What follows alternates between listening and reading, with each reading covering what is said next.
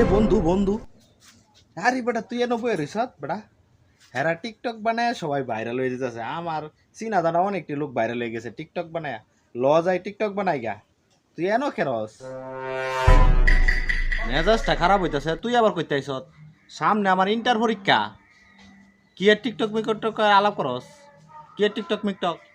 সামনে আমার ইন্টার পরীক্ষা পড়তাছি, আর তুই টিকটকের আলাপ করস? গেলে এনতে গেলে একার মাথাটা ভাড়া এলাম এনতে গেলে রা। আরে বাবা, তোর মতন ছেড়া আবার ইন্টার পরীক্ষা কেমনে দেয়? তোর মতো বুইরা কেমনে দেয় ইন্টার পরীক্ষা? তুই এনতে যাইবে নাইলে আজকা তোর একদিন কি আমার একদিন, আমার চিনস তুই? মাথা ডাক্তার ফাড়াই গেলাম তোরে জানতে। কেন টিকটকের আলাপ করাও না? পড়তাছি এমনি মাথা মতো এমনি গরম, পরীক্ষা কি আইবো এই চিন্তায় আছি।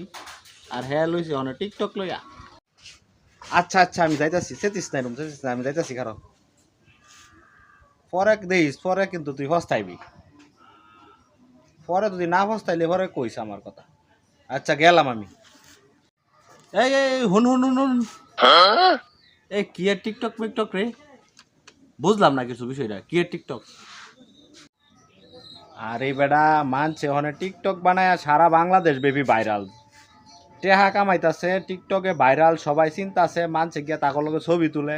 আমার বন্ধু একটা জয়ন্ত টিকটক বানায় সারা বাংলাদেশ বেবি ভাইরাল, সবাই হেরে চিনে অনেক।